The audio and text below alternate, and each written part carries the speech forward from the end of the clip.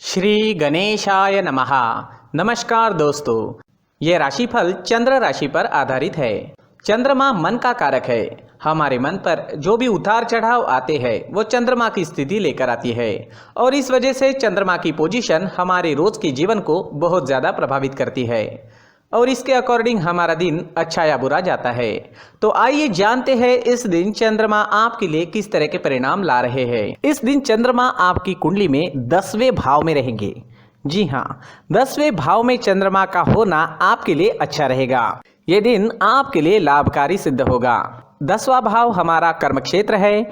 ये भाव हमारे कामकाज के क्षेत्र से जुड़ा हुआ है, जिस वजह से आपको इस समय में अपने कार्य क्षेत्र में मान प्रतिष्ठा मिलेगी।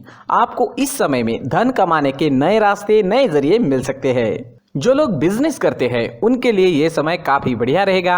आप इस समय में खुलकर निवेश कर सकते हैं। निवेश के लिए, पैसों के लेन देन करने के लिए ये समय काफ़ी अनुकूल है।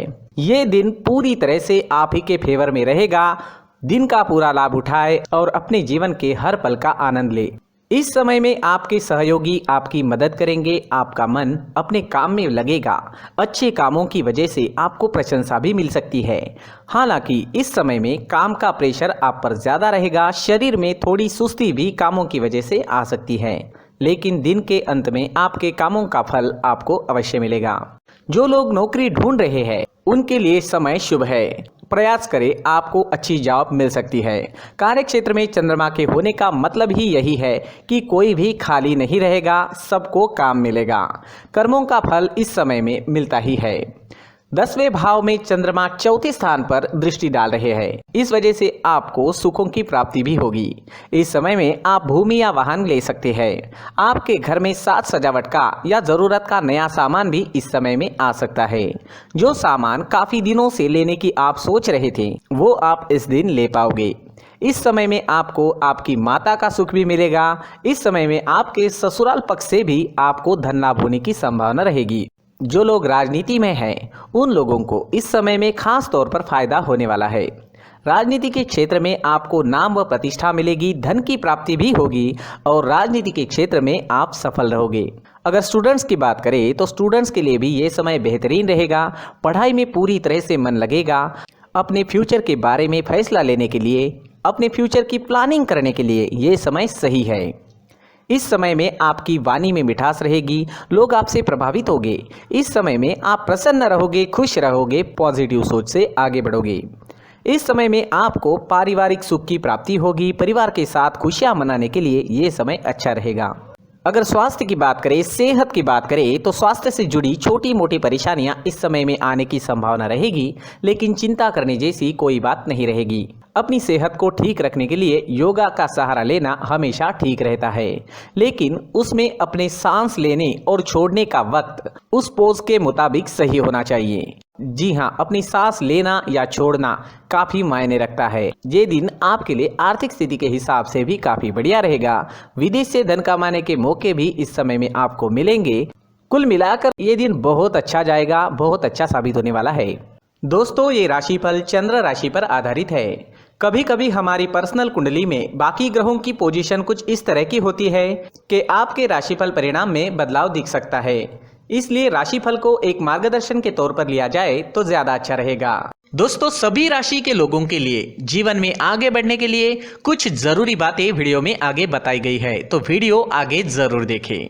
व्यक्ति को अपने जीवन में सफल होने के लिए मेहनत के साथ साथ भाग्य का साथ होना भी बहुत ही आवश्यक होता है। अगर व्यक्ति का भाग्य उसका साथ देता है तो कम मेहनत में ही अधिक सफलता प्राप्त होती है। परंतु कई बार ऐसा देखा गया है कि व्यक्ति के जीवन में कई ऐसी घटनाएं घटित होती है जिसकी वजह से उसको बहुत सारी परेशानियों का सामना करना पड़ता है और इस स्थिति में व्यक्ति को बिल्कुल भी समझ नहीं आता कि ऐसा क्यों हो रहा है।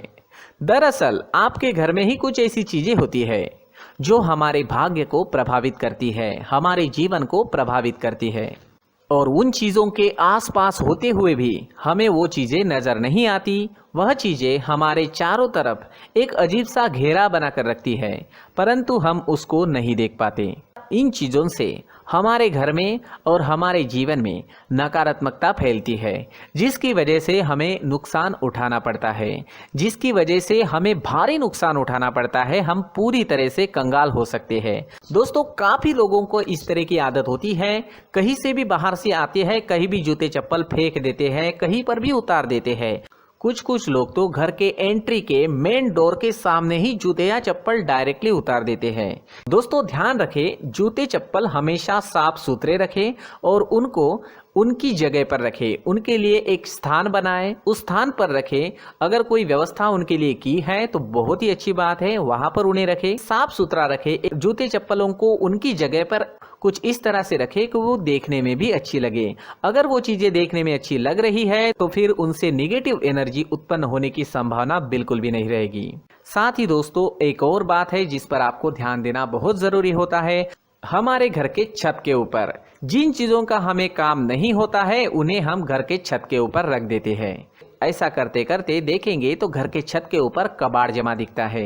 जी हाँ, जो चीजें हमें लगता है आगे जाके हमारे काम में आ सकती है वो हम घर के ऊपर रख देते हैं, लेकिन वो चीजें तो काम में नहीं आती, हमारे जीवन पर वो चीजें बहुत ही गहरा निगेटिव इफेक्ट डालती है। इस वजह से घर के छत को पूरी तरह से साफ रखें, क्लीन रखें। साथ ही दोस्तों, हम हमेशा देखते हैं घर के ऊपर जाने के लिए जो सीढ़ियां हैं, उन सीढ़ियों के नीचे जो जगह होती है वहां पर सामान हमेशा रख दिया जाता है। वो जगह ही ऐसी है कि सामान को खींच ही लेती है, वहां पर आपको कुछ ना कुछ सामान मिलेगा ही। अगर हम सीढ़ियों के नीचे सामान रखते हैं तो हमारी उन्नति होना बहुत ही मुश्किल है। साथ ही दोस्तों, अगर आपके घर में ऐसी कोई चीज मौजूद है जिसका आपको काम नहीं है, जैसे टूटे फूटे बर्तन, आईना, तस्वीरें, इलेक्ट्रॉनिक सामान, सोफा, कुर्सी, टेबल, पलंग, घड़ी, झाड़ू, गमला इत्यादि, तो आप इन सामानों को अपने घर से तुरंत ही बाहर निकाल दीजिए, वरना इससे आपको बहुत बड़ी परेशानी हो सकती है। आपको ये चीजें कंगाल बना सकती है। तो घर में ऐसी चीजों का मौजूद होना शुभ नहीं माना गया है। इससे धन की देवी माता लक्ष्मी जी का प्रवेश घर में नहीं होता है। इन चीजों से आपके घर में नकारात्मक ऊर्जा का संचार होता है और जिस वजह से व्यक्ति को मानसिक समस्याओं का सामना भी करना पड़ता है। व्यक्ति के मन में चिड़चिड़ाहट होती है और छोटी छोटी बातों पर गुस्सा आने लगता है।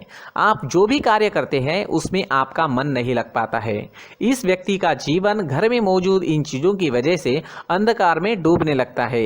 इसलिए आपको घर में बिना काम की चीजें, कूड़ा कचरा नहीं रखना है। दोस्तों, एक और खास बात है, हमारे घर में मकड़ी का अगर जाला है तो वो बिल्कुल भी शुभ नहीं है। जी हाँ, वो अशुभ माना जाता है।